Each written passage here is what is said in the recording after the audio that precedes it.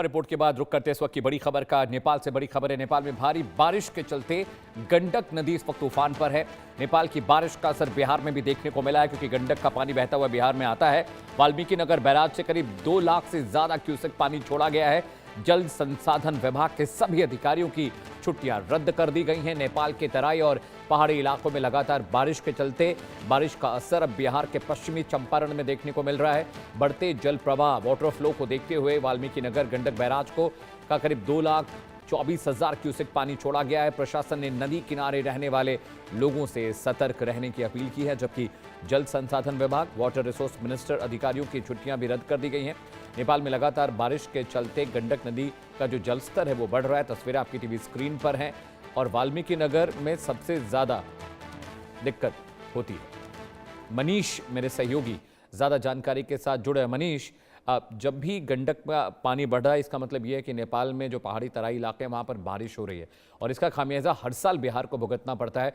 सरकार कम से कम water rotation का तो काम कर सकती है, कम से कम के जो इलाके हैं, चंपारण है और जो भागलपुर वगैरह इलाके, वहां बाढ़ हर साल आती है।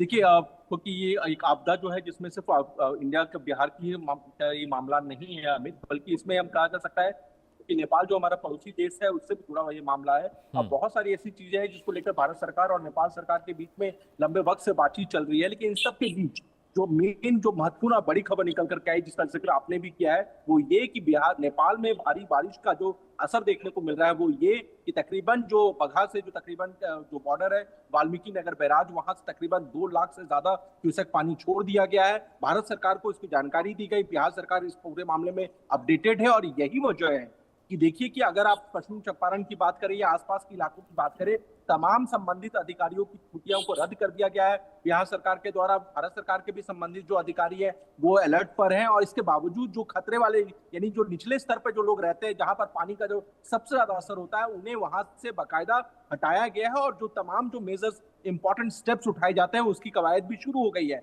लेकिन ये जिसका जिक्र आप भी कर रहे हैं, क्योंकि ये पहली बार नहीं है, या हर साल इस तरह की स्थितियां पैदा होती है, या जब भी नेपाल में भारी बारिश होगी तो उसका खामियाजा एक तरह से बिहार को उठाना पड़ता है, इसमें कोई दो राय नहीं है। हालात पहले से बेहतर हुए हैं, लेकिन इसको और बेहतर किया जा सकता है पानी के मैनेजमेंट के जरिए, और इसको लेकर के दोनों ही सरकारों के बीच में लंबे वक्त से बातचीत चल रही है। लेकिन इस पे एक ठोस पहल उठाने की जरूरत है, ताकि बिहार में को जो ये आपदा या फिर त्रासदी का जो दंश झेलना पड़ता है उससे फौरी तौर पे राहत मिल सके, और जो पानी लाखों क्यूसेक पानी जो हम कह सकते हैं कि जो बर्बाद हो जाता है हर साल, वो हमारे खेतों के फसल के लिए इस्तेमाल हो सके।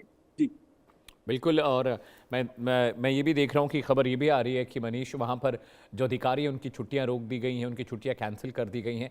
लेकिन छुट्टियाँ कैंसिल करने से तो ये कोई सोल्यूशन तो है नहीं, क्योंकि बैराज का जब पानी जब वाटर लेवल बढ़ता है तो बैराज खोलना मजबूरी है।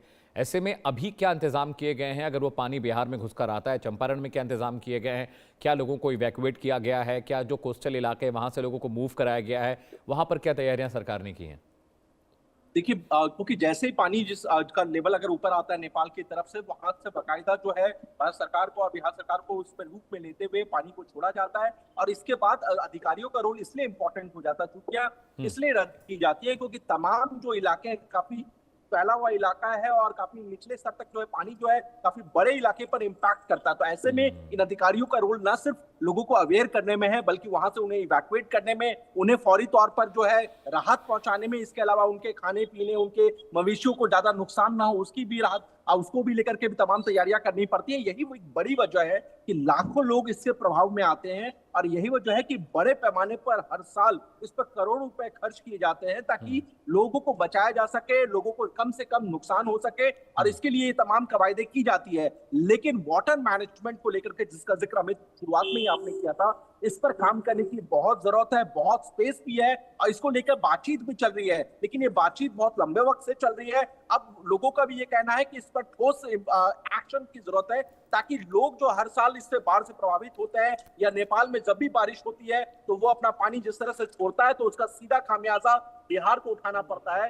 ऐसे में इस पर एक ठोस एक्शन प्लान देखने को मिले, ना सिर्फ एक राहत पैकेज दिया जाए या लोगों को इवैक्यूएट किया जाए, इसके बजाय एक ठोस एक्शन प्लान बनाया जाए ताकि बाढ़ पर कंट्रोल किया जा सके, और बाढ़ के पानी जो हर साल बर्बाद होता है, लाखों क्यूसेक जो पानी होता है, वो पानी को इस्तेमाल किया जा सके खेती के लिए।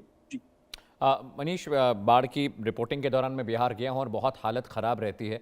वहाँ पर कोशिशें की जाती हैं, लोगों को हफ्तों हफ्तों खाना ठीक से नहीं मिल पाता, मवेशी मारे जाते हैं, फसलें बर्बाद होना, घर घर बर्बाद होना तो एक बहुत सामान्य चीज़ है, कोई बड़ा मसला नहीं है। लेकिन इस साल भी अगर ठीक से इंतज़ाम किए जाएँ तो शायद लोगों की जान बच जाए, मवेशी बच जाएँ। नुकसान तो होगा ही क्योंकि उसको कोई बचा नहीं सकता। बहुत शुक्रिया मनीष मेहता इस जानकारी के लिए। तो मनीष मेरे सहयोगी खबर दे रहे थे, बिहार में बाढ़ की आशंका है।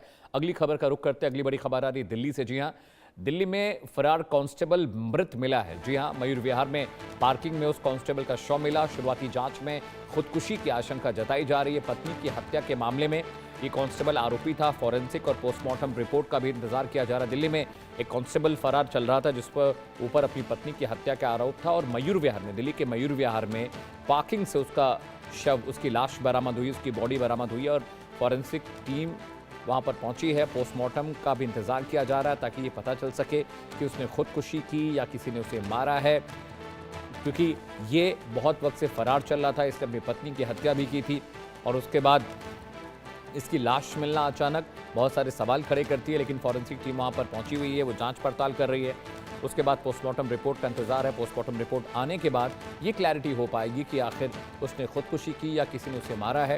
ये तस्वीरें उसी वक्त की हैं मयूर विहार की, जहां पर पार्किंग में उसकी लाश मिली थी और अभी प्राइमा फेसी प्रथम दृष्टया यह आशंका जताई जा रही है कि उसने खुदकुशी की होगी। भावना सिसोदिया मेरी सहयोगी ज़्यादा जानकारी के साथ जुड़े हैं। भावना, एक तो बहुत वक्त से ये फरार भी चल रहा था, फिलहाल इसकी बॉडी मिली है, अभी क्या अपडेट है? खुदकुशी की, किसी ने मार दिया, क्या वजह?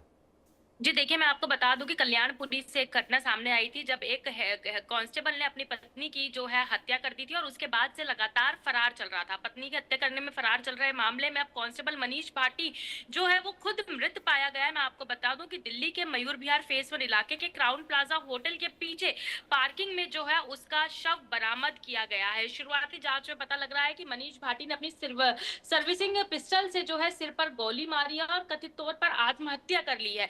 गोली लगने के बाद उसकी मौके पर ही मौत हो गई है। साथ साथ जानकारी ये भी सामने आ रही है कि मनीष भाटी अपनी पत्नी प्रियंका की हत्या में जो लगातार फरार चल रहा था और बताया जा रहा था कि दोनों के बीच में कहीं ना कहीं कहासुनी होती रहती थी। मामूली विवाद के चलते इसने अपनी पहले पत्नी की हत्या कर दी थी और अब इसने खुद जो है आत्महत्या कर ली है। फिलहाल पुलिस मामले की जांच कर रही है। वहीं शव को जो है पोस्टमार्टम के लिए हॉस्पिटल में रखवा दिया गया है और वहीं फॉरेंसिक जांच के बाद ही स्पष्ट हो पाएगा कि आखिरकार किन कारणों